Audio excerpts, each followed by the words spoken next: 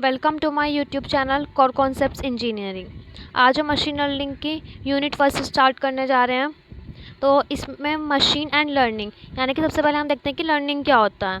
तो लर्निंग होता है the ability to improve behaviour based on the experience, यानी कि अपने बिहेवियर को इम्प्रूव करना बेस्ड ऑन द एक्सपीरियंस के बेस पे वो होता है लर्निंग, यानी कि कुछ सीखना।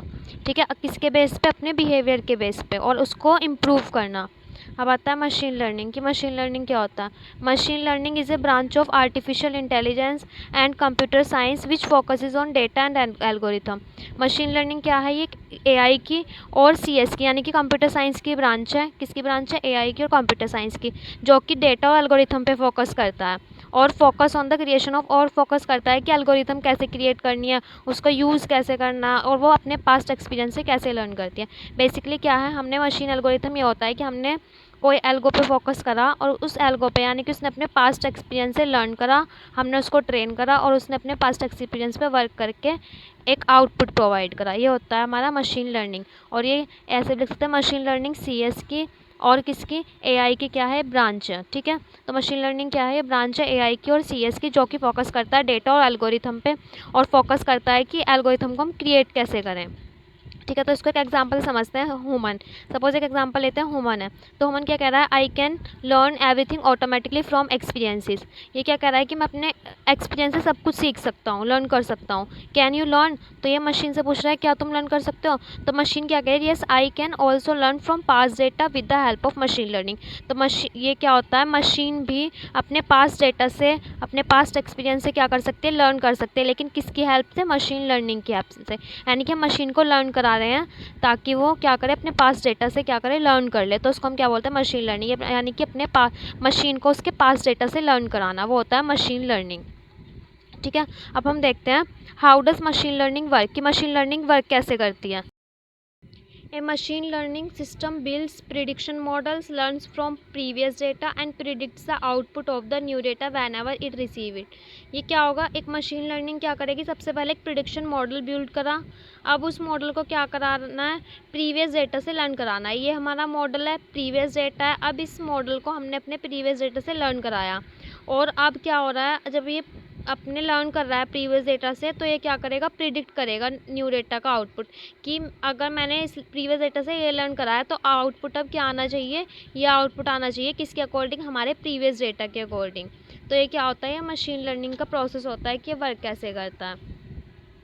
The amount of data helps to build a better model that accurately predicts the output, which in turn affects the accuracy of the predicted output। मतलब क्या है? सबसे पहले किस पे फोकस होता है कि हमने क्या डेटा उसको दिया है, हमने किस डेटा से उसको ट्रेन कराया है। जिस डेटा से हमने उसको ट्रेन कराया होगा, अगर हमने बेटर मॉडल दिया है तो हमारा प्रिडिक्शन भी क्या होगा? एक्यूरेट होगा। और अगर हमने हमारा जो प्रिडिक्शन यानी कि हमने जो मॉडल है वो ट्रेन ही गलत किया है, तो हमारा आउटपुट भी कैसा आएगा? गलत ही आएगा। ठीक है, अभी एक एग्जांपल से समझते हैं। Let's say we have a complex problem in which we need to make predictions. Suppose करते हैं कि हमारे पास एक क्या है? कॉम्प्लेक्स प्रॉब्लम है जिसको हमें क्या करना है? प्रिडिक्ट करना है। तो हम क्या कर रहे हैं? इंस्टेड ऑफ राइटिंग कोड, हम कोड को लिखने की जगह हम जस्ट क्या कर रहे हैं? We just need to feed the data. हम क्या कर रहे हैं? एक एल्गोरिथम बनाई हमने, जेनरिक एल्गोरिथम। उस एल्गोरिथम में हमने अपने डेटा को फीड कर दिया, which build the logic based on the data and predict the output, जो कि लॉजिक क्रिएट करेगा उस डेटा एल्गोरिथम से। अब क्या हुआ? ना तो वो कोड पे वर्क कर रहा है, वो क्या कर रहा है? वो सिर्फ एल्गोरिथम पे वर्क कर रहा है, जो कि लॉजिक बेस्ड है। उस लॉजिक से वो क्या करेगा? प्रिडिक्ट करेगा आउटपुट को। Our perspective on the issue has changed as a result of machine learning. अब हमारा क्या हो रहा है? हमारा जो पर्सपेक्टिव है मशीन लर्निंग को लेके वो चेंज हो रहा है। The machine learning algorithms operation is depicted in the following block diagram. हम इसके ऑपरेशंस को ऐसे समझते हैं। सबसे पहले क्या करना है? इनपुट पास डेटा, हमने पास डेटा लिया। ठीक है, अब हमने उसको ट्रेन कराया। ट्रेन किससे करा रहे हैं? कोई भी एक एल्गोरिथम लेंगे हम, मशीन लर्निंग की कोई भी एल्गोरिथम ली, हमने उससे ट्रेन कराया। ठीक है, अब क्या हो रहा है? ये ट्रेन कर रहा है, लर्न कर रहा है डेटा से। अब वो क्या करेगा? लर्न करने के बाद कोई लॉजिक क्रिएट करेगा कि मुझे ट्रेन डेटा से ये मिल रहा है, पास डेटा से ये मिल रहा है, तो उसने एक लॉजिक क्रिएट कर लिया, लॉजिक मॉडल। अब उस लॉजिक मॉडल के अकॉर्डिंग वो क्या देगा? आउटपुट देगा, यानी कि न्यू डेटा मिलेगा। तो ये बेसिकली कितने प्रोसेस हो रहे हैं? 4। क्या? सबसे पहले इनपुट पास डेटा है, पास डेटा ले रहा है, उसके बाद ट्रेन कर रहा है किसी भी एक एल्गोरिथम से, उसके बाद उस एल्गोरिथम को एक लॉजिक बना रहा है, एक लॉजिक बिल्ड कर रहा है और फिर उसके बाद क्या क्रिएट कर रहा है, आउटपुट क्रिएट कर रहा है।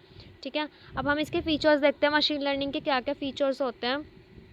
It can learn from past data and improve automatically. ये किससे लर्न कर रहा है, पास्ट डेटा से लर्न कर रहा है और ऑटोमेटिकली इम्प्रूव कर रहा है। It is A data driven technology, ये डेटा ड्राइवन टेक्नोलॉजी है। Machine learning is much similar to data mining as it also deals with a huge amount of the data. Machine learning similar होती है data mining के, क्योंकि हम data mining पे भी large amount of data पे work करते हैं और machine learning पे भी large amount of data पे वर्क करते हैं. The primary aim is to allow the computer to learn automatically without human interventions और असिस्टेंसेस एंड एडजस्ट एक्शंस अकॉर्डिंगली. तो हम क्या कर रहे हैं, हमारा जो एम है, मेन एम क्या है मशीन लर्निंग को लेके, ये है कि जो कंप्यूटर है वो डायरेक्टली यानी कि ऑटोमेटिकली लर्न कर ले, उसे ह्यूमन की ज़रूरत ही ना पड़े, उसे ह्यूमन को ट्रेन कराने की ज़रूरत ही ना पड़े, वो ऑटोमेटिकली अपने पास्ट एक्सपीरियंस से लर्न करे, पास्ट डेटा से लर्न करे और ह्यूमन की नीड ना पड़े और उसके ही अकॉर्डिंगली जो उसने लर्न करा है अपने एक्शंस को एडजस्ट कर ले. इसलिए हमें किसकी ज़रूरत है, मशीन लर्निंग की. अब एक इंपॉर्टेंट क्वेश्चन आता है, explain machine learning and types of machine learning. तो मशीन लर्निंग हम लिख के आ सकते हैं, अभी हमने पढ़ लिया. अब इसके टाइप्स पढ़ने हैं कि टाइप्स क्या क्या होता है मशीन लर्निंग के. तो फर्स्ट होता है सुपरवाइज्ड. 3 टाइप्स होते हैं, supervise, semi supervised and unsupervised. तो फर्स्ट पढ़ते हैं सुपरवाइज्ड कि सुपरवाइज्ड क्या होता है.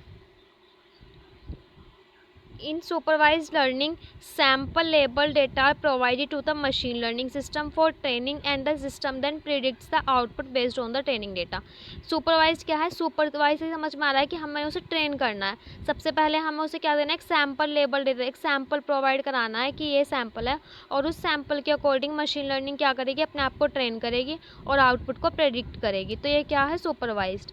ठीक है. Spam filtering is an example of supervised learning. इसका एग्जाम्पल क्या हो सकता है, स्पैम फिल्टरिंग. क्वेश्चन आ सकता है 2 मार्क्स में कि right an example of supervised learning. तो स्पैम फिल्टरिंग क्या होता है, इसका एग्जाम्पल होता है सुपरवाइज्ड लर्निंग का. Supervised learning is the types of machine learning in which machines are trained using variable training data on the basis of data machine predict the output. अभी हमने पढ़ा कि supervised learning क्या कौन सी types होती है machine learning की, जो कि ट्रेंड होती है, यानी कि उसको मशीन्स को ट्रेन किया जाता है पहले. ठीक है, उसके अंदर डेटा को फीड किया जाता है, प्रीवियस डेटा को, और फिर उस प्रीवियस डेटा से वो ट्रेन किया जाता है और ट्रेन होने के बाद वो प्रिडिक्ट करता है आउटपुट की, क्या आउटपुट होगा. The label data means some input data is already tagged with the correct output. यहाँ पे लेबल्ड वर्ड का यूज़ करा है, मतलब कि हमने डेटा को लेबल्ड कर दिया. ठीक है, तो लेबल डेटा का मतलब क्या होता है यहाँ पे कि जो हमने इनपुट दिया है वो पहले से ही करेक्ट आउटपुट के लिए टैग्ड है, यानी कि वो करेक्ट आउटपुट ही देगा. ठीक है, तो अब इसकी सुपरवाइज लर्निंग की वर्किंग देखते हैं कैसे करता है. अभी हमने सिर्फ ये पढ़ा कि सुपरवाइज लर्निंग होता क्या है. सुपरवाइज लर्निंग ये है कि हमने डेटा को पहले से ही सुपरवाइज कर दिया, यानी कि डेटा को ट्रेन करा दिया. ठीक है, तो अब क्या होगा, in supervise learning model are train using label data set where the model learns about each type of data. Supervise learning अभी पढ़ा कि मॉडल को हम क्या कर रहे हैं, ट्रेन कर रहे हैं. ठीक है, once the training process is completing, जैसे ही ट्रेनिंग प्रोसेस कंप्लीट होगी तो जो मॉडल है वो टेस्ट किया जाएगा टेस्ट डेटा के बेस पे. क्या हुआ, अभी हमने लर्न करा दिया, लेकिन अब हमें टेस्ट भी तो करना पड़ेगा कि क्या ये आउटपुट प्रिडिक्ट कर भी पा रहा है या नहीं कर पा रहा है. तो अब हमने करा दिया ट्रेन. जैसे ही ट्रेनिंग कंप्लीट हुई तो अब वो क्या करेगा, वो मॉडल उसको टेस्ट करेगा टेस्ट डेटा के बेसिस पे. ठीक है, अब थर्ड स्टेप में क्या होगा, the working of supervised learning can B easily understood by the blow example and diagram. अब क्या होगा, हम इसको एग्जाम्पल से देखते हैं. ये लेबल डेटा है, सपोज हमने कुछ हेक्सागन दिए, कुछ रेक्टेंगल दिए, कुछ ट्रायंगल दिए.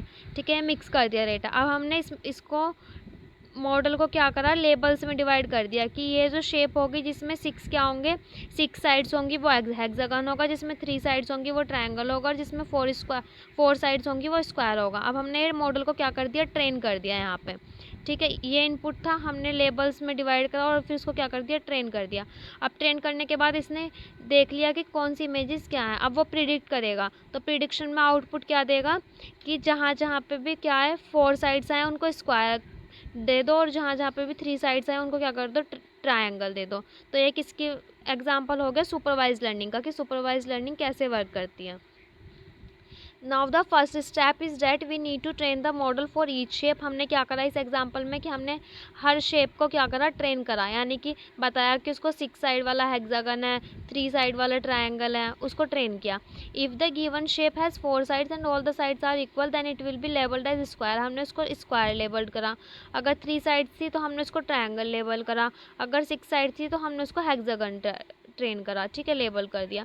Now after training we test our model using the test set. अब हमने उसको टेस्ट सेट दिया, मतलब अपने पास से ये है ना टेस्ट डेटा, हमने अपने पास से उसको एक स्क्वायर दिया और उससे पूछा कि ये क्या है, तो वो क्या बताएगा। अगर 4 साइड्स है तो वो क्या, उसने क्या प्रेडिक्ट करा कि ये स्क्वायर है, ठीक है। Now after training we test our model using the test set and the task of the model is to identify the shape. अब वो आइडेंटिफाई करेगा कि क्या शेप है, ठीक है। The machine is already trend on all types of shapes and when it finds a new shape it classifies the shape on the basis of number of sides। अब जैसे ही उसको न्यू शेप दी गई इससे अलग, तो नंबर ऑफ साइड्स के according वो क्या क्लासीफाई कर दे। अगर 5 साइड्स आ रहे हैं तो वो अपने आप बता देगा कि ये कौन सी शेप है।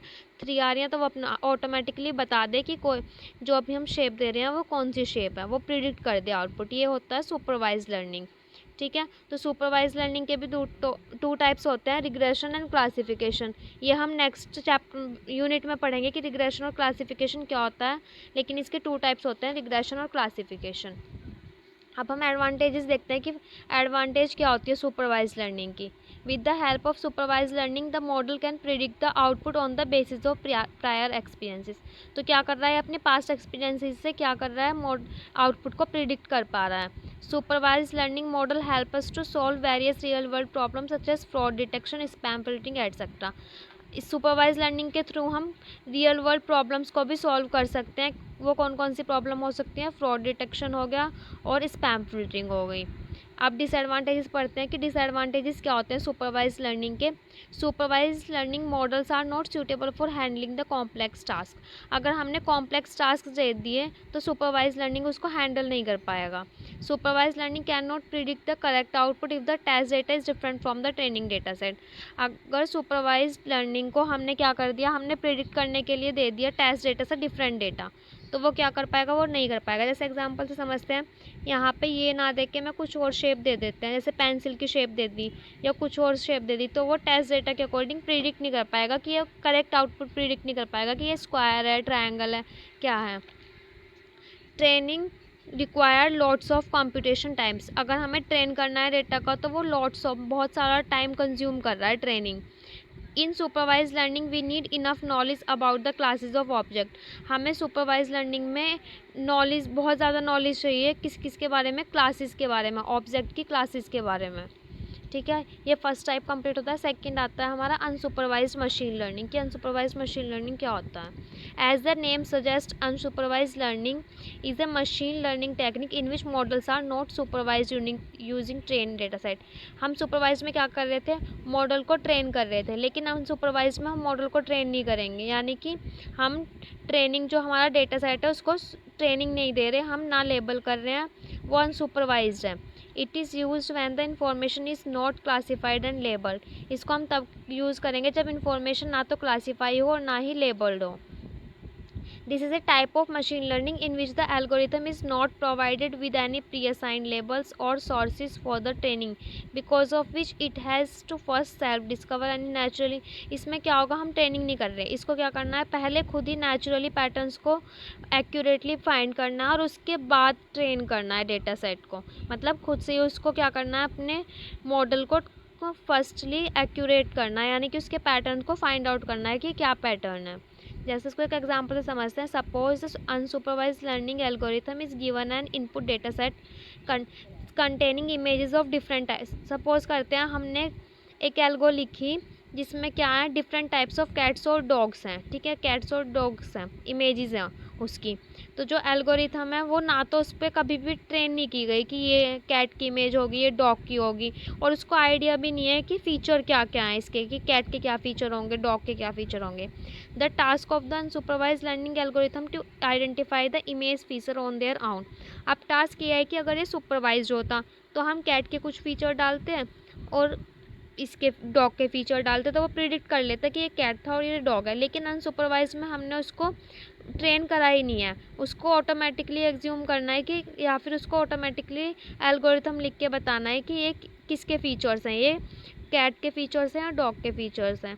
Unsupervised learning algorithm will perform their task by clustering the image data set into the groups according to similarities between images.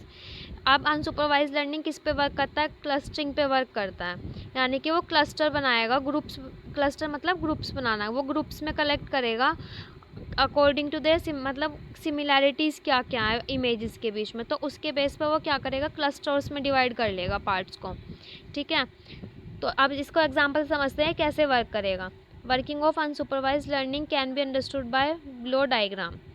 देखो यहाँ पे क्या हो रहा है, here we have taken an unlabelled input data, हमने एक इनपुट डेटा लिया unlabelled input data, which means it is not categorise, ना तो ये कैटेगराइज्ड है ना इसका आउटपुट पता है अभी। ठीक है, now this unlabelled input data is feed to the machine learning. अब ये जो अनलेबल्ड डेटा है इसको फीड किया गया मशीन लर्निंग पे, यानी कि ट्रेन किया गया।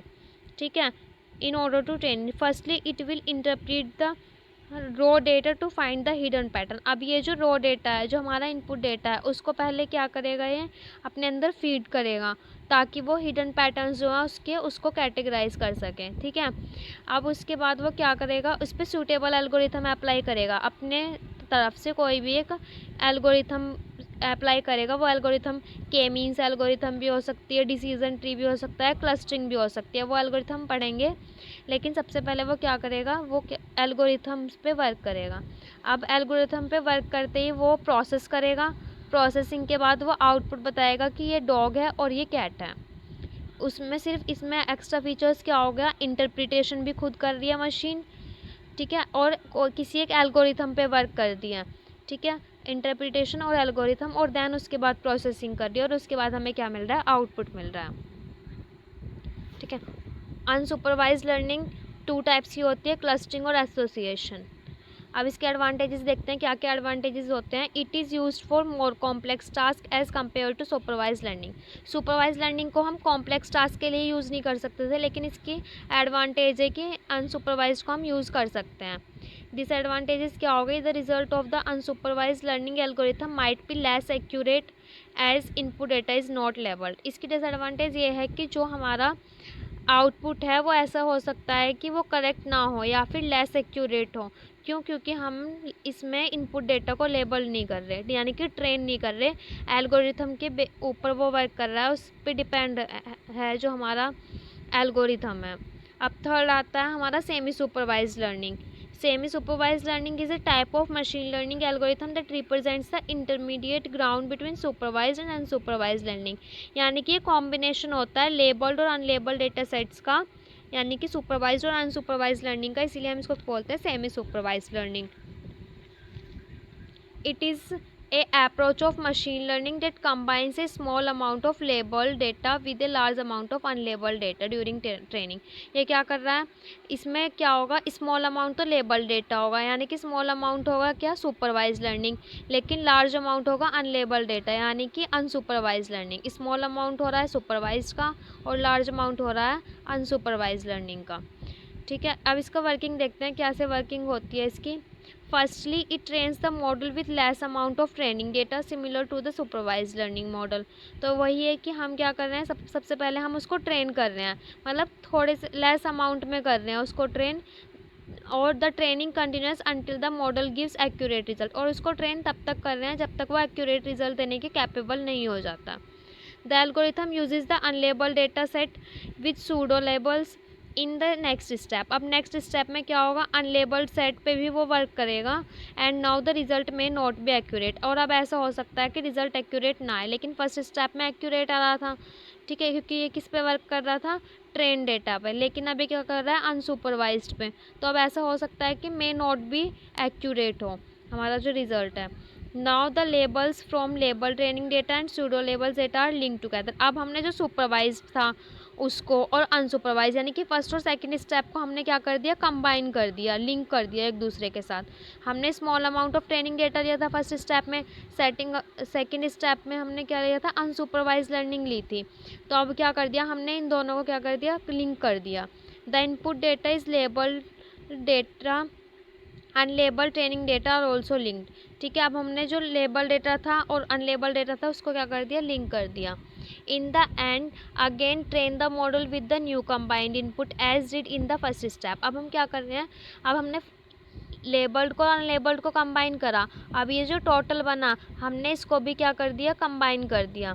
ठीक है, अब ये जो हमारा न्यू आउटपुट मिला है हम इसको क्या करेंगे, फर्स्ट स्टेप की तरह ट्रेन करेंगे, जैसे हमने फर्स्ट स्टेप में ट्रेन किया था। It will reduce errors and improve the accuracy of the model. हमने क्यों ट्रेन करा, ताकि जो कंबाइन होने के बाद न्यू आउटपुट मिलेगा हम उसकी एक्यूरेसी को क्या कर सकें, इम्प्रूव कर सकें और एरर्स को रिमूव कर सकें। अब एप्लीकेशन देखते हैं कि सेमी सुपरवाइज्ड की क्या क्या एप्लीकेशंस होती हैं। तो फर्स्ट एप्लीकेशन है स्पीच एनालिसिस, हम इसको यूज़ करते हैं स्पीच एनालिसिस में, वेब कंटेंट क्लासिफिकेशन में, टेक्स्ट डॉक्यूमेंट क्लासीफायर में। ठीक है, अब हमारा आता है, ये भी हमारी एक टाइप की लर्निंग होती है, लेकिन जो हमारे सिलेबस में थी वो 3 टाइप्स थी, लेकिन इस पर भी एक क्वेश्चन आ जाता है कि रेनफोर्समेंट लर्निंग, जो कि हमें आगे यूनिट में भी पढ़नी है पूरी डिटेल में कि रेनफोर्समेंट लर्निंग क्या होती है। यूनिट 5 में हमें पढ़ना है। तो एक बार ओवरव्यू ले लेते हैं कि क्या होती है रेनफोर्समेंट लर्निंग। इसमें क्या होगा, इसमें एजेंट होगा, एक्शन, एनवायरनमेंट और रिवॉर्ड स्टेट होगी। यानी कि क्या करेगा, सबसे पहले एक एजेंट है, एजेंट क्या करेगा, ये एक्सप्लोर करेगा एनवायरनमेंट को। ठीक है, क्या कर रहा है, ये एजेंट है, ये एनवायरनमेंट को एक्सप्लोर कर रहा है। That can explore the environment and act upon it, और उसको एक्सप्लोर करते करते उस पर एक्शंस ले रहा है। ठीक है, उसके बाद क्या होगा, for each good action the agent of positive feedback and for each bad action the agent gets negative feedback। अब हम ये यहाँ से क्या कर रहा है, ये एक्शन कर रहा है, जो भी गुड एक्शन करेगा उसके लिए उसको पॉजिटिव फीडबैक मिलेगा, जो भी नहीं करेगा उसको कैसा मिलेगा, नेगेटिव फीडबैक मिलेगा बैड एक्शंस के लिए। Since there is no label data so the agent is bound to learn by its experience only. इसमें भी लेबल डेटा का यूज़ नहीं हो रहा, तो क्या एजेंट बाउंड है कि वो अपने एक्सपीरियंसेस से ही लर्न करे, उसको हम ट्रेनिंग डेटा नहीं दे रहे, वो अपने एक्सपीरियंस से ही, पास डेटा से ही लर्न कर रहा है। The agent interacts with the environment and explore it's by itself. अब एजेंट जो है वो डायरेक्टली एनवायरनमेंट से इंटरेक्ट कर रहा है और डायरेक्टली लर्न कर रहा है, एक्सप्लोर कर रहा है खुद से ही। The primary goal of an agent in reinforcement learning is to improve the performance by getting the maximum positive rewards. अब इसका मेन एम ये है कि वो अपनी परफॉर्मेंस को इंक्रीज़ करे ताकि जो वो मैक्सिमम पॉजिटिव रिवॉर्ड्स उसे मिल सके, यानी कि वो पॉजिटिव फीडबैक ले सके। तो इसका मेन एम ये है। ठीक है, क्या है कि बेसिकली क्या है, एजेंट है, एजेंट अपने एक्शन से एनवायरनमेंट से लर्न कर रहा है, अगर उसको गुड फीडबैक मिल रहा है तो पॉजिटिव है, और अगर बैड फीडबैक मिल रहा है तो क्या हो गया, नेगेटिव है, यानी कि उससे पेनल्टी भी लग सकती है अगर उसको नेगेटिव फीडबैक मिल रहा है तब। एक्सपीरियंस इज ओनली, ये लिखा हुआ है, the agent gets negative feedback on penalty. ठीक है, और reinforcement learning is a feedback based machine learning. Reinforcement learning जो है वो feedback based machine learning technique है, in which an agent learns to behave in an, जिसमें जो agent है वो लर्न करता है कि कैसे एनवायरनमेंट में वर्क करना है। ठीक है, ये हमारा होता है रेनफोर्समेंट लर्निंग। इसकी एप्लीकेशंस क्या होती हैं, used in robotics for industrial automation. हम रोबोटिक्स में यूज़ करते हैं ताकि जो रोबोट्स हैं वो एनवायरनमेंट में क्या हो सकें, अपना ज़्यादा से ज़्यादा इनपुट दे सकें। And used in ML and data processing, और इसको हम एमएल में और डेटा प्रोसेसिंग में यूज़ करते हैं। एप्लीकेशंस ऑफ मशीन लर्निंग, की मशीन लर्निंग की क्या क्या एप्लीकेशंस होती हैं। The applications of machine learning are image recognisation. First होती है इमेज रिकॉग्नाइजेशन। इसका मतलब क्या है, ये मोस्ट कॉमन एप्लीकेशंस है मशीन लर्निंग की। इसको हम यूज़ करते हैं ताकि हम ऑब्जेक्ट्स को आइडेंटिफाई कर सकें, पर्सन को आइडेंटिफाई कर सकें, उस प्लेस को या डिजिटल इमेजेस को क्या कर सकें, रिकॉग्नाइज कर सकें। The popular use case of image recognisation and face recognisation is automatic friend tagging suggestion. यानी कि क्या होता है, हमने देखा ना ऑटोमेटिक फ्रेंड सजेशन आ जाते हैं, तो वो किसका होता है, इमेज रिकॉग्नाइजेशन का ही फीचर होता है। Facebook provides us a feature of auto friend tagging suggestion. Facebook हमें एक फीचर प्रोवाइड कराता है, ठीक है, automatic friend tagging suggestion. Whenever we upload a photo with our Facebook friends then we automatically get a tagging suggestion. तो हम अगर हमने एक पोस्ट कराया फ़ोटो या एक फ़ोटो लगाया अपने फ्रेंड्स का, तो वो ऑटोमेटिकली एक टैगिंग सजेशन आ जाता है जिसमें उसका नेम लिखा होता है। And technology behind this is machine learning face detection and recognisation algorithm. इसके पीछे कौन सी टेक्नोलॉजी होती है? मशीन लर्निंग फेस डिटेक्शन होती है। मतलब क्या, हमने सपोज एक फ़ोटो अपलोड करा जिसमें हमारा दोस्त भी है हमारे साथ, तो उसमें और वो हमारा फेसबुक पे फ्रेंड है, तो उसमें ऑटोमेटिकली सजेशन आ जाता है उसको टैग करने के लिए। तो एक किसका एग्जाम्पल होता है? इमेज रिकॉग्नाइजेशन का, यानी कि उसने इमेज को रिकॉग्नाइज कर लिया और अब सजेशन दे रहा है उसको क्या करने का? टैग करने का। तो ये फीचर हो गया, एप्लीकेशन हो गई। सेकंड आता है speech recognisation. While using Google we get an option of search by voice. It comes under speech recognisation and it is a popular application of machine learning. जब हम गूगल का use करते हैं तो हमारे पास एक ऑप्शन आता है सर्च बाय वॉइस, तो ये किसके थ्रू आता है? स्पीच रिकॉग्नाइजेशन, और ये एक पॉपुलर एप्लीकेशन होती है मशीन लर्निंग की। Speech recognisation is a process of converting voice instructions into text. हम स्पीच रिकॉग्नाइजेशन का क्या एक प्रोसेस होता है जिसमें हम अपनी वॉइस इंस्ट्रक्शंस को टेक्स्ट में कन्वर्ट करते हैं, और इसको हम स्पीच टू टेक्स्ट और कंप्यूटर स्पीच रिकॉग्नाइजेशन भी बोलते हैं। ठीक है, ये होते हैं सेकंड। फर्स्ट हो गई इमेज रिकॉग्नाइजेशन, सेकंड हो गई स्पीच रिकॉग्नाइजेशन, थर्ड होती है ट्रैफिक प्रिडिक्शन, यानी कि ट्रैफिक को प्रिडिक्ट करना। अगर हम कहीं भी एक न्यू प्लेस पे जा रहे हैं तो हम गूगल मैप की हेल्प लेते हैं, ठीक है, जो कि हमें ये बताता है कि करेक्ट पाथ कौन सा है, और करेक्ट पाथ भी वो बताएगा, शॉर्टेस्ट रूट जो होगा वो, और उसके अकॉर्डिंग ही वो क्या कर लेगा? प्रिडिक्ट कर लेगा कि ट्रैफिक की क्या कंडीशंस हैं। It predicts the traffic condition such as whether traffic is clear, slow moving और हैवीली कंजस्टेड। ये क्या करेगा? ये प्रिडिक्ट करेगा कि क्या ट्रैफिक क्लियर है, स्लो है, या फिर हैवीली कंजस्टेड है। ठीक है, तो एक थर्ड एप्लीकेशन हो गई ट्रैफिक प्रिडिक्शन। फोर्थ होती है प्रोडक्ट रिकमेंडेशन। हम मशीन लर्निंग का प्रोडक्ट को रिकमेंड करने के लिए भी यूज़ करते हैं। Machine learning is widely used by various e-commerce and entertainment companies such as Amazon, Netflix, etc.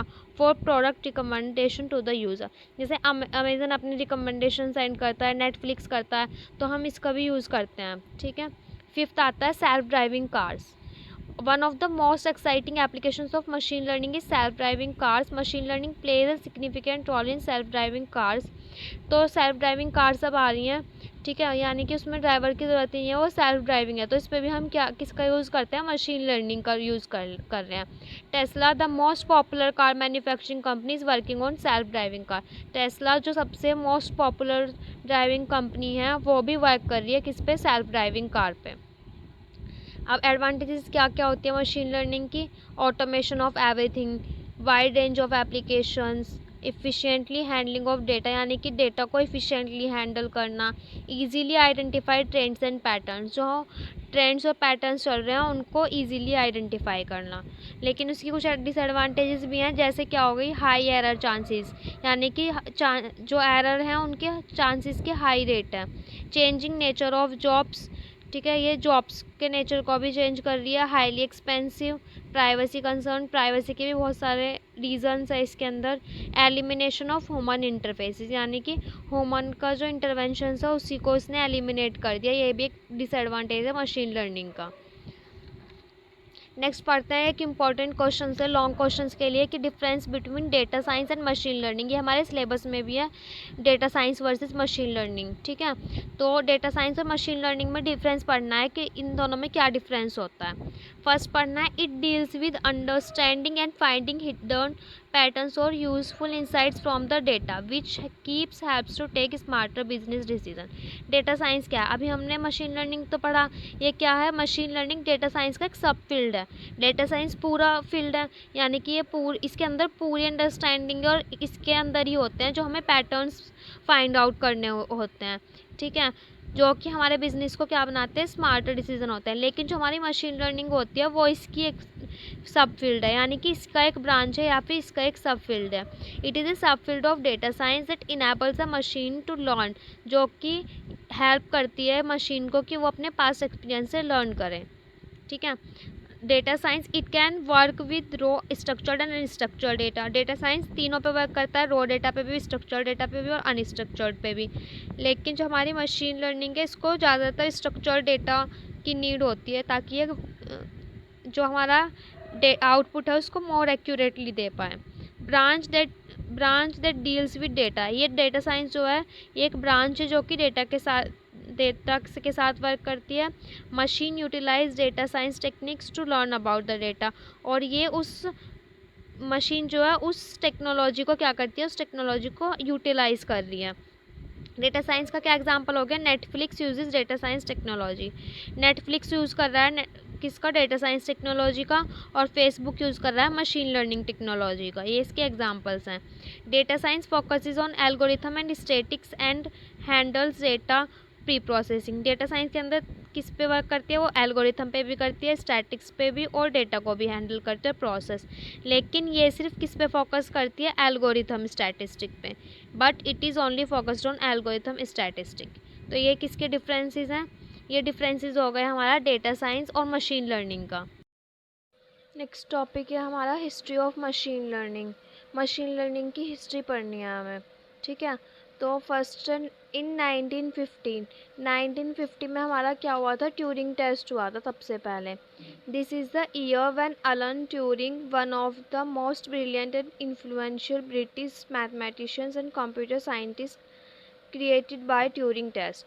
तो इसने क्या करा था 1950 में, जो एलन ट्यूरिंग थे जो कि ब्रिटिश मैथमेटिक्स और कंप्यूटर साइंटिस्ट थे, उन्होंने ट्यूरिंग टेस्ट को क्रिएट किया था, ठीक है। The test was design to determine whether a computer has human like intelligence.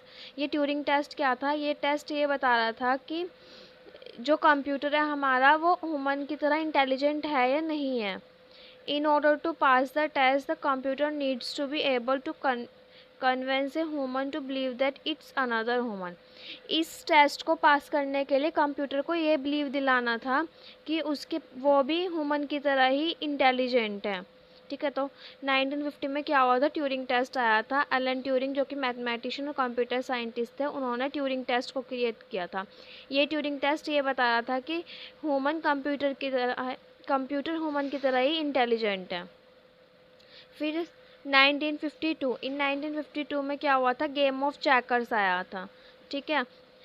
Another Samuels, the American pioneer in the field of AI and computer gaming, wrote the very first computer learning program. 1952 में सबसे पहला computer learning programme लिखा गया था। The program was actually game of checker, और वो program क्या था, गेम ऑफ चेकर था। नेक्स्ट थर्ड है हमारा 1990। तो 1990 में क्या हुआ था, डेटा ड्राइवन अप्रोच आया था, यानी कि अब जो हमारी नॉलेज थी वो एमएल से शिफ्ट होकर डेटा ड्राइवन अप्रोच पे आ गई थी। अब हम एमएल पे भी वर्क कर रहे थे, लेकिन उसको ज़्यादा फोकस हमारा था कि हम लार्ज अमाउंट ऑफ डेटा पे वर्क करें। तो 1990 में ये कंक्लूज़न निकला था कि हमें लार्ज अमाउंट ऑफ डेटा पे कंक्लूज़न निकालना है। फोर्थ 2006, इसमें क्या हुआ था, डीप लर्निंग आई थी। In this year the deep learning was created by Geoffrey Hinton. He use the term to explain brand new type of algorithm. ये 2006 में डीप लर्निंग का यूज़ किया था अपनी न्यू ब्रांड का टाइप एक्सप्लेन करने के लिए।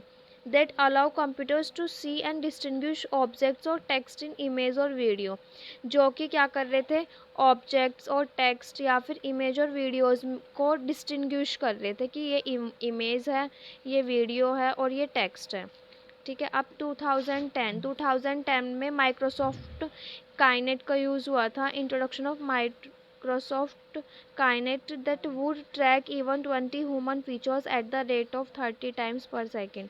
इसमें क्या होता है, 20 ह्यूमन के फीचर्स ये 30 टाइम्स पर सेकेंड में कैलकुलेट कर रहा था Microsoft kinetic.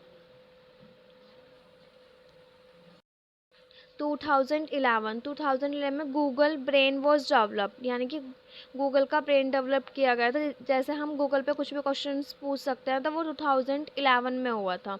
Google developed Google brain equipped with a deep neural network that could learn to discover and categorise objects, जो कि जिसमें डिस्कवर का ऑप्शन आया था और ऑब्जेक्ट को कैटेगराइज करने का ऑप्शन आया था। फिर 2012 में YouTube videos browse and identify that containing, 2012 में यूट्यूब पे वीडियोस का ऑप्शन आया था। This was developed by Google X lab, ठीक है। फिर 2014 में deep face was introduced, Facebook introduce deep face, a special algorithm able to recognise and verify individuals on photos.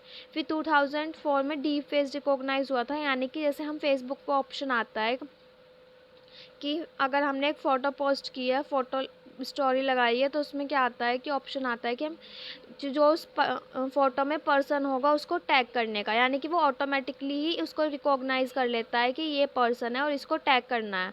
तो ये किस में हुआ था? 2014 में। फिर 2016 में गूगल एआई आया था। Google AI was also manage to beat a professional player at the Chinese board game go. ठीक है, ये क्या हुआ था? 2016 में आया था और इन्होंने चाइनीज़ बोर्ड प्लेयर था, प्रोफेशनल था, उन्होंने मैनेज करा था इसको। Go is consider the world's most complex board games. और ये गो जो है ये साइंटिस्ट के ही नाम पे एक गेम था जो कि वर्ल्ड का मोस्ट कॉम्प्लेक्स बोर्ड गेम्स था। अब 2020 में ओपन एआई अनाउंस्ड ए ground breaking energy algorithm.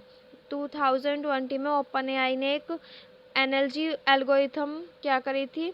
Announce करी थी, जिसे हम बोलते हैं चैट जीपीटी या फिर GPT-3 with a remarkable ability to generate human like text when given a prompt. तो क्या हो गया? GPT-3 इंट्रोड्यूस्ड हुआ था, जिसकी एक एबिलिटी थी कि वो ह्यूमन की तरह टेक्स्ट को क्या कर सकता है? जनरेट कर सकता है, लेकिन हमें सिर्फ एक प्रॉम्प्ट देना होगा और वो उसको ह्यूमन की तरह जनरेट करके दे सकता है उसका टेक्स्ट। हमारा नेक्स्ट टॉपिक है, अभी हमने ये पढ़ा हिस्ट्री ऑफ मशीन लर्निंग। अब हमें पढ़ना है डिज़ाइनिंग द लर्निंग सिस्टम। अब हमें डिज़ाइनिंग पढ़नी है, तो इसकी कुछ स्टेप्स है कि हम लर्निंग सिस्टम को कैसे डिज़ाइन कर सकते हैं। तो हमें इसके स्टेप्स पढ़ने हैं, 6 स्टेप्स है। तो फर्स्ट देखते हैं। सबसे पहले हमें क्या करना है? Specify the learning task. अगर हमें कोई लर्निंग सिस्टम बनाना है तो पहले हमें टास्क को स्पेसिफाई करना होगा कि हमारा क्या टास्क है इस लर्निंग के लिए। उसके बाद हमें क्या करना है? Choose the suitable set of training data to serve as a training experience. अब हमने लर्निंग टास्क को स्पेसिफाइड कर लिया कि हमें ये टास्क करना है। अब हमें उस टास्क के लिए ट्रेनिंग डेटा को क्या करना है? चूज़ करना है कि हमें ट्रेनिंग डेटा क्या चाहिए, ताकि उसके ट्रेनिंग डेटा से हम एक्सपीरियंस करा सकें, लर्न करा सकें। अब हमें divide the training data into groups और classes and label them accordingly. अब हमने जो उसको ट्रेनिंग डेटा दिया है उसको डिवाइड करना है ग्रुप्स में और क्लासेस में, ताकि हम ग्रुप्स और क्लासेस के अकॉर्डिंगली उसको लेबल कर सकें। Determine the type of knowledge representation to be learn from the training experience. अब हमें क्या करना है? डिटरमाइन करना है कि उस नॉलेज का और उसे रिप्रेजेंट करना है कि उसने क्या क्या लर्न करा है अपने एक्सपीरियंसिस से। Then choose a learn classifier that can generate general hypothesis from the training set. अब हमने क्या कर लिया? अब हमने उसे एक्सपीरियंस से लर्न तो करा दिया, लेकिन अब उसको क्लासीफायर को चूज़ करना है, ताकि वो उस बेसिस पे ही हमको एक ट्रेनिंग सेट के बेसिस पे ही हमको क्या दे सके? करेक्ट आउटपुट दे सके। ठीक है, तो यानी कि हमें जनरल एक लॉजिक बिल्ड करना है कि हमने ये लॉजिक डाल दिया, इस लॉजिक पे वर्क करेगा, इस फॉर्मूले पे वर्क करेगा और हमें आउटपुट देगा।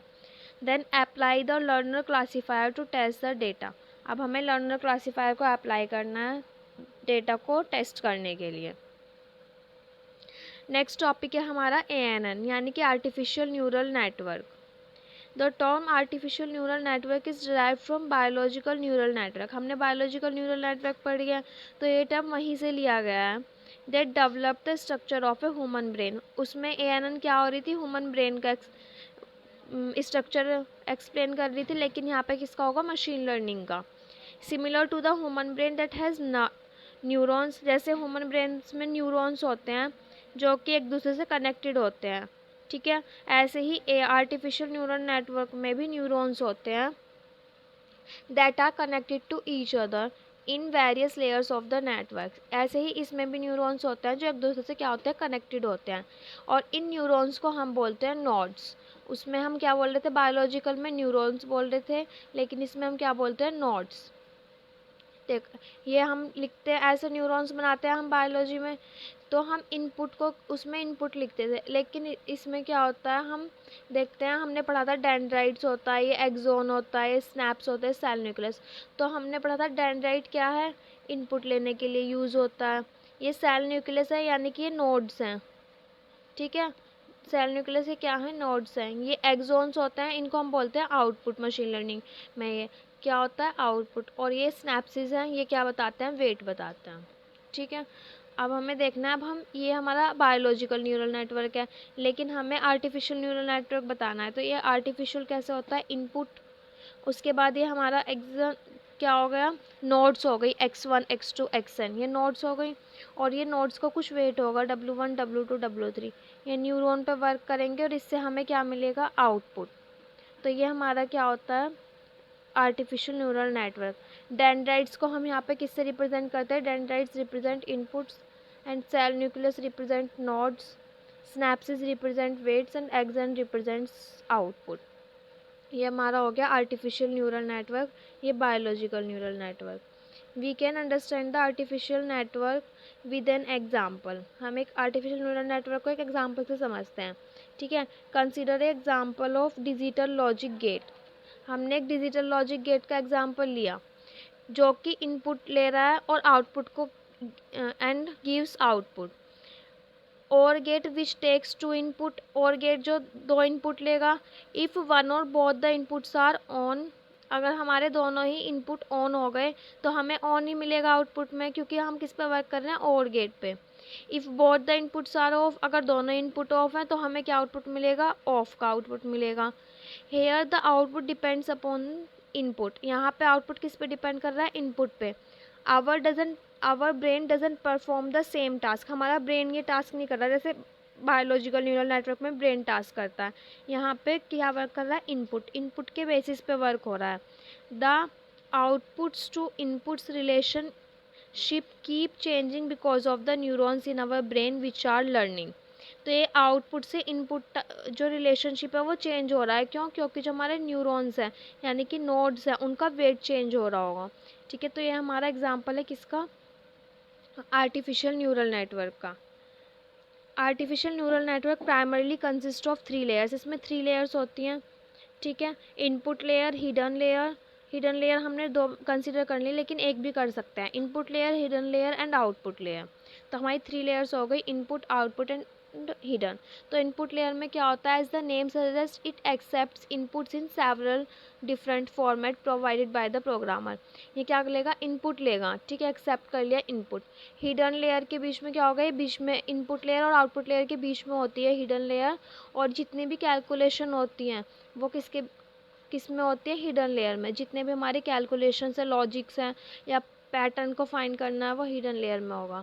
आउटपुट लेयर में क्या होगा, आउटपुट लेयर हमें अपना हिडन लेयर का टास्क परफॉर्म करने के बाद हमें एक आउटपुट प्रोवाइड करेगी, यानी कि कंप्यूटेशन रिप्रेजेंट करेगी। ठीक है, तो ये क्या होता है, आउटपुट लेयर। नेक्स्ट हमारा इंपॉर्टेंट टॉपिक है क्लस्टरिंग। लॉन्ग क्वेश्चंस के लिए भी इम्पोर्टेंट है कि क्लस्टरिंग क्या होता है। क्लस्टरिंग और cluster analysis is a machine learning technique which groups the unlabelled data set. Clustering क्या है, ये इसमें हम क्या करते हैं, ग्रुप करते हैं, अनलेबल्ड सेट को क्या करते हैं, ग्रुप कर देते हैं। It can be defined as, इसकी डेफिनेशन हम ऐसे लिख सकते हैं, a way of grouping the data points into different clusters. ये एक तरीका होता है ताकि हम अपने डेटा पॉइंट्स को क्लस्टर्स में क्या कर सकें, ग्रुप कर सकें। Consistency of similar data points, लेकिन हमें क्या करना है, वो कंसिस्ट क्या करें, डेटा पॉइंट सिमिलर होने चाहिए। ऐसा नहीं है सपोज़ ये एक डेटा पॉइंट है, ये यहाँ पे, यहाँ ऐसे, तो हम ऐसे सिमिलर डेटा टाइप्स को ऐसे क्लस्टर नहीं करेंगे। हम क्या करेंगे, ये दोनों सिमिलर हैं तो हम इन सिमिलर को अलग क्लस्टर करेंगे और इसको अलग क्लस्टर करेंगे, यानी कि ग्रुप्स करना है, क्लस्टरिंग करनी है। तो सिमिलर डेटा टाइप्स को करना है। The objects with the possible similarities remain in A group, जिनकी सिमिलैरिटीज़ क्या होंगी, सेम होंगी, उनको हम एक ग्रुप में रखेंगे। एंड हैज़ लेस और नो सिमिलैरिटी, जिसमें ना तो कोई सिमिलैरिटी होगी या लेस सिमिलैरिटी होगी, उसको हम अलग ग्रुप में रखेंगे, यानी कि ये एक अलग ग्रुप हो गया, ये एक अलग ग्रुप हो गया। It is an unsupervised learning method, ये एक अनसुपरवाइज लर्निंग मैथड होता है। हैंस नो सुपरवाइजन इज, हमने पढ़ा था अनसुपरवाइज लर्निंग में हमें सुपरवाइजन की ज़रूरत नहीं होती, यानी कि हमें अपने डेटा को ट्रेन नहीं कराना होता, वो ऑटोमेटिकली ट्रेन होता है। After applying this clustering techniques each cluster और group is provided with a cluster 1D। अगर हमने अप्लाई कर दी क्लस्टरिंग टेक्निक तो हर ग्रुप हर क्लस्टर में डिवाइड होगा, यानी कि हर डेटा क्लस्टरिंग में फॉर्म हो जाएगा। ML system can use this ID to simplify the processing of large and complex data set. इस अगर हमारा लार्ज या कॉम्प्लेक्स डेटा सेट है, अगर हम उसको किस में कर दें, क्लस्टर में कर दें, तो ये हमारे लिए ईजी हो जाता है उस पर वर्क करना। इसका एग्जाम्पल देखते हैं।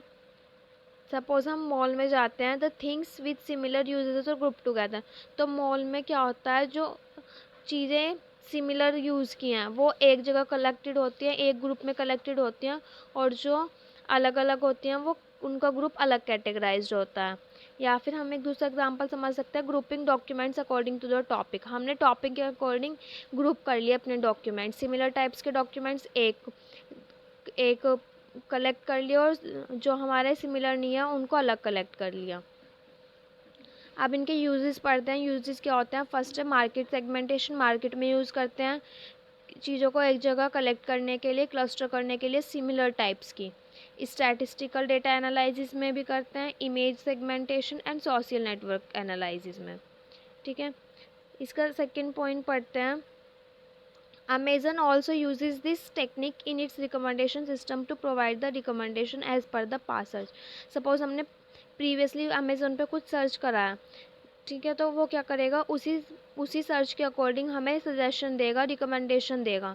तो ये भी इस टेक्निक को यूज़ कर रहा है कि सिमिलर टाइप्स का डेटा प्रोवाइड करा रहा है।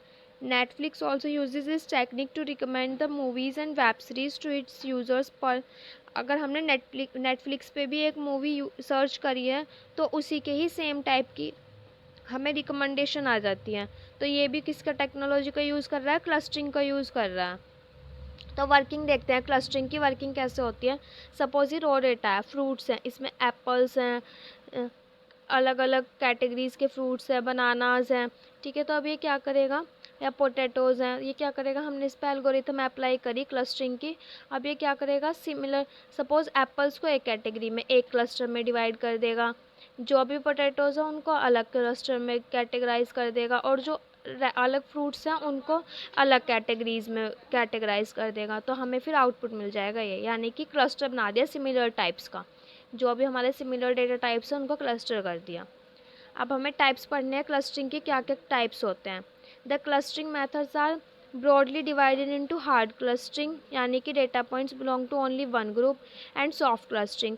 मेनली तो टू होते हैं, hard and soft clustering, but these are also various approaches of clustering exist. लेकिन ये 5 भी कैटेगरीज होती हैं क्लस्टरिंग की जो हमें पढ़नी है। Partitioning clustering, density based clustering, distribution model based clustering, and hierarchical and Fiji clustering. तो पहले पार्टीशनिंग क्लस्टरिंग पढ़ते हैं। पार्टीशनिंग क्लस्टरिंग क्या होती है? It is a type of clustering that divides the data into non hierarchical groups. ये क्या करेगा, ये पार्टीशन कर देगा और नॉन हायरार्किकल ग्रुप में कर देगा। अभी हम इसको समझते हैं कैसे। It is also known as centroid based method, इसको हम सेंट्रॉइड बेस्ड मैथड भी बोलते हैं। The most common example of partition clustering is K means clustering algorithm. इसका एग्जाम्पल क्या हो गया? के मीन्स क्लस्टरिंग हो गया। In this type the data set is divided into a set of, देखो हम इसको एक एग्जाम्पल समझते हैं। सपोज ये हमारा डेटा है, इधर क्या है, इधर हमने डॉट डॉट क्रिएट किए हैं, इधर हमने स्क्वायर रेक्टेंगल शेप में करे हैं, फिर इधर थोड़ा और हमने लार्ज कर लिए शेप जो है, और इधर ट्रायंगल कर लिए। अब ये हमें डिवाइड करना है। सपोज ऐसे होता है, ठीक है, यहाँ पे स्क्वायर्स होते हैं और यहाँ पे ट्रायंगल्स। तो हमें क्या करना है, डिवाइड करना है। तो हम क्या करेंगे, ये एक कैटेगरीज में कैटेगराइज होगा क्योंकि इसमें क्या है, इसमें हमारे सर्कल्स हैं, और ये हमने एक कैटेगरी में कैटेगराइज कर लिया। इधर हमारे क्या हो गए, जितने भी रेक्टेंगल्स हैं, और इधर हमारे क्या आ गए, ट्रायंगल्स। तो ये क्या होता है, पार्टीशनिंग क्लस्टरिंग होती है, यानी कि हमने पार्टीशन कर दिया, हमने पार्टीशन में कैटेगराइज कर दिया। ये इसका एक पार्टीशन हो गया, इसका एक पार्टीशन, और इसका एक पार्टीशन। हमने ये क्या कर दिया, पार्टीशन में क्लासिफाइड कर दिया। तो हम इनको क्या बोलते हैं, पार्टीशनिंग क्लस्टरिंग। ठीक है। अब सेकंड आता है डेंसिटी बेस्ड क्लस्टरिंग। कि डेंसिटी बेस्ड क्लस्टरिंग क्या होता है। The density based clustering method connects the highly dense areas into clusters, and इसमें क्या होगा, जितना भी हमारा डेंस क्लस्टर होगा, जितना भी हमारा डेंस डेटा होगा, डेंस एरिया होगा, उसको हम क्या कर लेंगे, एक जगह क्लस्टर कर लेंगे एक कैटेगरी में। ठीक है। जैसे इसको एग्जांपल से समझते हैं। This algorithm can face difficulty in clustering the data points if the data set has varying densities and high dimension. ये उस पर फेल हो जाती है अगर जो हमारी डेंसिटी है वो वैरी कर रही है, यानी कि डिफ़र कर रही है, या फिर उसका जो डायमेंशन है वो हाई डायमेंशन है। सपोज़ यहाँ पे हम देखते हैं, ये हमारे पास स्क्वायर्स हैं, सॉरी क्या है, सर्कल्स हैं, और ये हमारे पास क्या हो गए, यहाँ पे हमारे पास रेक्टेंगल्स और स्क्वायर्स हो गए। तो ये क्या करेगा, ये जो डेंस है ये उन डेंस को क्रिएट कर देगा। सपोज़ ये ऐसे हो गया, ये इसको इन्होंने एक क्लस्टर में कैटेगराइज कर दिया और इसके पॉइंट्स को कलेक्ट कर दिया, ये एक अलग कैटेगरीज में कैटेगराइज कर दिया। तो ये क्या कर रहा है, ये डेंस एरिया देख रहा है, जो भी डेंस पॉइंट, अगर सपोज़ यहाँ पे होता है ये पॉइंट, तो ये इससे कनेक्ट ना होकर के इससे कनेक्ट होकर ऐसे जाता है, यानी कि ये क्या देख रहा है, ये डेंस एरिया देख रहा है कि कितना डेंस एरिया है। डेंस एरिया के अकॉर्डिंग ही ये क्या कर रहा है, क्लस्टरिंग कर रहा है। तो ये हमारा होता है डेंसिटी बेस्ड क्लस्टरिंग। नेक्स्ट होती है distribution model based clustering. In the distribution model based clustering method the data is divided based on the probability of how a data set belongs to a particular. इसमें क्या होगा, probability पे work करता है distribution, यानी कि उसकी Gaussian distribution पे, कि क्या गॉसियन डिस्ट्रीब्यूशन है। सपोज़ ये एक है, यहाँ पे कुछ स्क्वायर्स हैं और यहाँ पे रेक्टेंगल्स हैं और यहाँ पे सर्कल्स हैं। तो ये क्या करेगा, ये गॉसियन सरफेस यानी कि सर्कल में उसको क्या कर देगा, कैटेगराइज कर देगा। सपोज़ ये यहाँ पे हम एग्जांपल लेते हैं, ये हमारे पास कुछ सर्कल्स हैं, ये रेक्टेंगल्स हैं और यहाँ पे हमारे ट्रायंगल्स हो गए। तो ये क्या करेगा, ये गॉसियन सरफेस यानी कि सर्कल पे वर्क करेगा, ये इनको अलग कैटेगराइज कर देगा, इनको अलग क्लस्टर में और ट्रायंगल्स को अलग क्लस्टर में। ये हमारा डिस्ट्रीब्यूशन हो गया। अब है हायरार्किकल क्लस्टरिंग की। हायरार्किकल क्लस्टरिंग क्या होती है, hierarchical clustering can be used as an alternative for the partitioning clustering. ये किसका, पार्टीशनिंग क्लस्टरिंग का अल्टरनेटिव होता है if as there is no requirement of pre specifying the number of clusters to be created. अगर हमें ये नहीं पता कि हमें कितने नंबर ऑफ क्लस्टर्स क्रिएट करने हैं, तो हम किसका यूज़ करते हैं, हायरार्किकल क्लस्टरिंग का यूज़ करते हैं। In this technique, the dataset is divided into clusters to create a tree-like structure. Hierarchical clustering में ट्री की तरह स्ट्रक्चर क्रिएट होती है, जिसको हम डेंड्रोग्राम भी बोलते हैं। इसमें क्या होता है, इसमें ऐसी स्ट्रक्चर बनती है। सपोज़ ये है, इससे एक अलग कैटेगरी में कर दिया, फिर इन दोनों को जोड़ के एक अलग कैटेगरी बना दी, फिर इन दोनों क्लस्टर को एक अलग, फिर ये क्लस्टर अलग ज्वाइन कर दिए, तो और फिर जो इधर क्लस्टर है सेम ऐसे ही बना के दोनों को ज्वाइन कर दिए। ये क्या होती है, हायरार्किकल यानी कि ट्री लाइक स्ट्रक्चर। देन आती है fuzzy clustering. It is a type of soft method in which a data object में belong to more than one group और क्लस्टर। इसमें क्या होता है, इसमें एक से ज़्यादा क्लस्टर होते हैं, यानी कि एक ग्रुप से ज़्यादा ग्रुप में क्रिएट होते हैं। ये एक ग्रुप है, ये एक ग्रुप है, ये एक ग्रुप हो गया, ये एक ग्रुप हो गया, और इन दोनों ग्रुप को ही हमने एक अलग क्लस्टर में डिवाइड कर दिया, इन दोनों को एक क्लस्टर में डिवाइड कर दिया। तो ये क्या हो गया, जो एक डेटा है, सपोज़ ये एक डेटा है, ये डेटा इसमें भी क्लासीफाई है, एक क्लस्टर में भी, दूसरे क्लस्टर में भी। तो ये क्या बताता है कि जो हमारा डेटा है फजी क्लस्टरिंग के अंदर, वो एक या एक से ज़्यादा ग्रुप के अंदर भी बिलोंग कर सकता है। ये हमारी होती है फजी क्लस्टरिंग। अब क्लस्टरिंग एल्गोरिथम्स क्या क्या हो सकती हैं, 2 मार्क्स में आ सकता है कि क्लस्टरिंग एल्गोरिथम्स के नेम लिखने हैं, वो कौन कौन सी। एक होती है के मीन्स एल्गोरिथम, एक मीन शिफ्ट, एक डेंसिटी बेस्ड। ठीक है, के मीन्स में क्या होता है, ये मोस्ट पॉपुलर एल्गोरिथम है, जिसके अंदर हम अपने डेटा सेट को क्या करते हैं, डिवाइड करते हैं। ठीक है, जिसकी लीनियर कॉम्प्लेक्सिटी कितनी होती है, ऑर्डर ऑफ n। तो सिर्फ हम नाम लिख के आ सकते हैं क्लस्टरिंग के लिए। के मीन्स एल्गोरिथम होती है, मीन शिफ्टिंग एल्गोरिथम होती है और डेंसिटी बेस्ड स्पेशल क्लस्टरिंग होती है। अब इसकी एप्लीकेशंस होती हैं कुछ। एप्लीकेशंस क्या क्या होती हैं हमारी, in search engine, in identification of cancer cells and in land use. हम सर्च इंजन में भी यूज़ करते हैं, कैंसर सेल्स को आइडेंटिफाई करने में भी यूज़ करते हैं और लैंड यूज़ में भी यूज़ करते हैं। नेक्स्ट टॉपिक आता है हमारा डिसीजन ट्री, कि डिसीजन ट्री क्या होता है।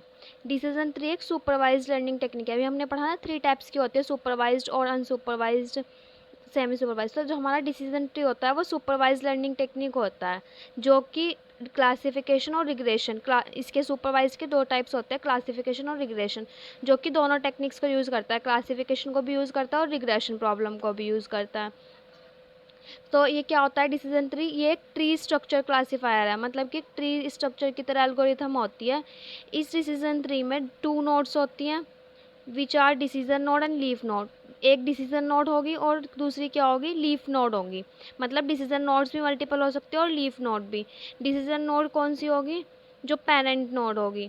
और decision nodes are use to make any decision. Decision node को हम किस लिए यूज़ करते हैं, डिसीजन क्रिएट करने के लिए। और मल्टीपल ब्रांचेस होती हैं डिसीजन नोड की, जहाँ पे लीफ नोड जो होती है वो हमें क्या देती है, आउटपुट देती है उन डिसीजन का। ठीक है, डिसीजन नोड तो क्या कर रही है, डिसीजन बिल्ड कर रही है, लेकिन जो लीफ नोड है वो क्या प्रोवाइड कर रही है, हमें आउटपुट प्रोवाइड कर रही है। And do not contain any further branches. और जो लीफ नोड होती है उनके अंदर कोई और ब्रांचेस नहीं होती, वो और ब्रांचेस को कंटेन नहीं करती हैं। ठीक है, ग्राफिकल रिप्रेजेंटेशन देखते हैं। जैसे ये डिसीजन नोड है, तो डिसीजन नोड को हम क्या बोलते हैं, रूट नोड। ये इसकी डिसीजन नोड है, और जो यहाँ पे है ये क्या है, लीफ नोड है, लीफ नोड। तो ये हमारी क्या हो गई, लीफ नोड हो गई, क्योंकि ये क्या कंटेन नहीं कर रही, और लीफ नहीं है इसके पास, और ब्रांचेस नहीं है, तो ये क्या हो गई, लीफ नोड। सपोज इसको देखते हैं, ये लीफ नोड है, क्यों, क्योंकि इस पर ब्रांचेस नहीं है। लेकिन ये लीफ नोड नहीं है क्योंकि इस पर क्या है, ये डिसीजन ट्री है और इस पर ब्रांचेस हैं। तो इनको हम क्या बोलते हैं, लीफ नोड। जो लास्ट में नोड होते हैं उनको क्या बोलते हैं, जिनके ब्रांचेस नहीं होते उन्हें लीफ नोड। और ये क्या होती हैं, डिसीजन नोड। तो ये हमारा क्या होता है, डिसीजन ट्री। ये डिसीजन लेते हैं डिसीजन नोड। ठीक है, एग्जाम्पल से देखते हैं डिसीजन ट्री को। सपोज एक कैंडिडेट है और वो उसके पास एक जॉब ऑफर है, और वो क्या करना चाहता है, और वो चाह रहा है कि उसको डिसाइड करना है, मतलब उसको डिसाइड करना है कि उसको एक्सेप्ट करना है वो ऑफर या नहीं करना है। तो वो क्या, कैसे डिसीजन ट्री करेगा। तो देखो, अगर सबसे पहले वो देखेगा कि सैलरी 5,000 से 10,000 के बीच में है। अगर नहीं है तो वो पहले ही मना कर देगा कि इतनी सैलरी में नहीं चलेगा, वो मना कर देगा। लेकिन अगर सैलरी उसकी 5,000 से 10,000 के बीच में है तो वो यस बोलेगा। यस में भी फिर उसके बाद वो देखेगा कि क्या उसको जो ऑफिस है वो उसके घर के पास है। अगर नहीं है तो वो क्या कर देगा, डिक्लाइन कर देगा, ऑफ़र को मना कर देगा। लेकिन अगर उसको घर के पास ही ऑफिस है तो वो देखेगा क्या क्या कैब की फैसिलिटी प्रोवाइड है। अब अगर प्रोवाइड नहीं करते हैं तब भी वो डिक्लाइन कर देगा ऑफ़र को। और अगर प्रोवाइड करते हैं कैब को तो वो क्या करेगा, वो उस ऑफ़र को एक्सेप्ट कर लेगा। तो ये क्या हो गया, ये डिसीज़न ले रहा है ट्री की हेल्प से, मतलब एक डिसीज़न ले रहा है कि उसे जॉब ऑफ़र जो मिली है वो एक्सेप्ट करना है या नहीं करना है। तो ये होता है उसको डिसीज़न लेना हम कैसे लेते हैं। नेक्स्ट टॉपिक है हमारा बायेसियन लर्निंग, कि बायस थ्योरम क्या होती है। ठीक है, it is one of the most popular machine learning concept that helps to calculate the probability of occurring one event. ये क्या होता है, ये एक most popular machine learning concept है जो कि हम प्रोबेबिलिटी को कैलकुलेट करने के लिए यूज़ करते हैं। ठीक है, जो ये बताता है कि एक इवेंट तो हो चुका है, ठीक है, और दूसरे का हमें नॉलेज नहीं है कि वो हुआ है या नहीं हुआ है, यानी कि one has already occurred and one event with uncertain knowledge, यानी कि एक की नॉलेज ही नहीं है। ठीक है, Bayes theorem is a way of finding a probability when we know certain other possibilities. ठीक है, तो अब क्या है, हमें क्या करना है, देखो हमने क्या लिखा है, P X by Y equals to, इसका फॉर्मूला होता है P Y by X into P X upon P Y, यानी कि ये वाली जो टर्म है ये अपॉन में रहेगी। पहले हम क्या करेंगे, इसको रिवर्स कर देंगे, पी वाई बाई एक्स, फिर इससे मल्टीप्लाई कर देंगे और ये वाली जो टर्म है इसको डिवाइड कर देंगे। तो पी एक्स बाय वाई क्या बोलते हैं, ये वाली जो टर्म है इसको बोलते हैं पोस्टीरियर, जो कि हम कैलकुलेट करते हैं इसको बोलते हैं पोस्टीरियर। 2 मार्क्स में भी आ जाता है, explain posterior, what is likelihood and what is ये सब। ठीक है, तो इसको हम क्या बोलते हैं, पोस्टीरियर। इसको क्या बोलते हैं हम, प्रायर, इसको हम पोस्टीरियर बोलते हैं। इसको हम लाइकलीहुड बोलते हैं, लाइकलीहुड। इसको हम पी एक्स को क्या बोलते हैं, प्रायर, और इसको बोलते हैं मार्जिनल। ठीक है, तो फॉर्मूला होता है P X by Y equals to P Y by X into P X upon P Y. Short में लिखा भी है, पी एक्स बाय वाई को क्या लिखते हैं, इसका मतलब है वाई इवेंट जो है वो हो चुका है और एक्स की प्रोबेबिलिटी फाइंड आउट करनी है। वाई वाला इवेंट तो हो चुका है और हमें अब एक्स की प्रोबेबिलिटी फाइंड करनी है। ठीक है, इसका मतलब ये होता है P X by Y posterior होता है, लाइकलीहुड, प्रायर और मार्जिनल, ये होता है बायस थ्योरम। ठीक है, ये हमारा हो गया Bayes theorem. Here Bayes theorem can be written as, इसको हम ऐसे भी लिख सकते हैं ना, ये हो गया posterior, posterior equals to likelihood into prior upon marginal.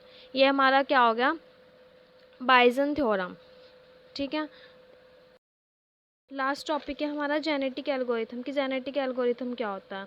A genetic algorithm is an optimization and search technique inspired by the process of natural selection.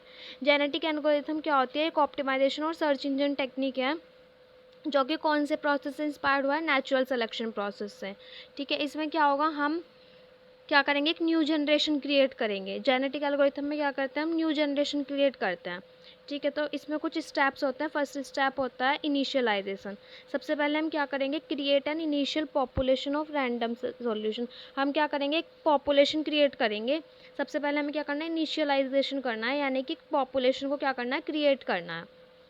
ठीक है, उसके बाद हम क्या करेंगे, फिटनेस फंक्शन।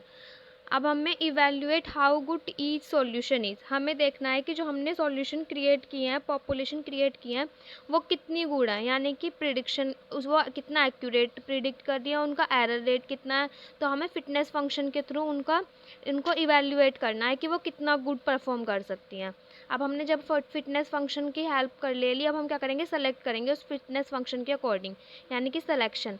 हम सेलेक्ट करेंगे कौन सा बेस्ट सॉल्यूशन, हमारा फिटनेस फंक्शन के अकॉर्डिंग जो भी बेस्ट सॉल्यूशन प्रोवाइड होगा उसमें हम उसको सेलेक्ट कर लेंगे थर्ड स्टेप में।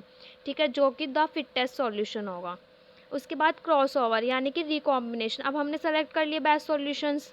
ठीक है, तो अब हम क्या करेंगे, जो वो बेस्ट सॉल्यूशंस है उनमें से 2 पेरेंट सॉल्यूशंस को हम क्या करेंगे, कंबाइन करेंगे और उनसे एक न्यू चाइल्ड सॉल्यूशन क्रिएट करेंगे। इसलिए हम इसको क्या बोलते हैं, जेनेटिक सॉल्यूशन। यानी कि 2 पेरेंट सॉल्यूशन है, उनको हमने क्या करा, कंबाइन कर लिया और उससे एक न्यू चाइल्ड सॉल्यूशन बना लिया क्रॉस ओवर के अंदर। अब म्यूटेशन के अंदर क्या करेंगे हम, introduce small random changes to some solution. अब जब हमें चाइल्ड सॉल्यूशन मिल गया तो इस चाइल्ड सॉल्यूशन के अंदर हम क्या करेंगे, थोड़े से चेंजेस लाएंगे, मतलब कि स्मॉल चेंजेस लेके आएंगे, कुछ भी रैंडम चेंजेस लेके आएंगे सॉल्यूशन के अंदर, चाइल्ड सॉल्यूशन के अंदर। अब नेक्स्ट है न्यू जनरेशन। अब इस जो हमने ओल्ड जनरेशन थी, ओल्ड पॉपुलेशन थे जो हमने क्रिएट किए थे, उसको हम रिप्लेस कर देंगे किससे, जो हमारा न्यू बना है, न्यू जनरेशन बना है, जो हमारा हमने स्मॉल चेंजेस करके क्रिएट किया है उसको उसको हम रख देंगे और कौन से को, ओल्ड पॉपुलेशन को रिप्लेस कर देंगे।